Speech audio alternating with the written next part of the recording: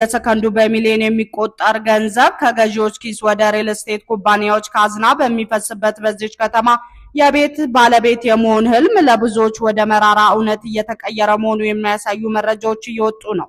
በቅርቡ የወጣ አንድ ዘገባ እንደሚያመለክተው ከሆነ ገዢዎች በቢሮአቸው ውበትና በአኒሜሽን ቪዲዮዎች ከመሳባቸው በፊት የኩባንያውን ህጋዊ የንግድ ፍቃድ፣ የመሬት ባለቤትነት ማረጋገጫና ወቅታዊ ግንባታ ፍቃድ በዝርዝር ማየት ይኖርባቸዋል።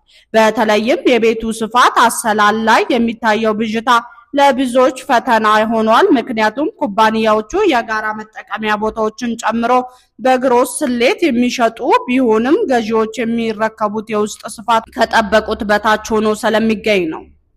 ይህ በኢትዮጵያ የሚታየው የሪል ስቴት ዘርፍ ተግዳሮት በሌሎች ሀገራትም የታየ ሲሆን መፍትሄ የተበጀላቸው ልምዶችም አሉ። ለምሳሌ በህንድ በፈረንጆቹ 2016 የሪል ስቴት ቁጥጥርና ልማት አዋጅ መውጣቱ በዘርፉ ትልቅ ለውጥ አምጥቷል።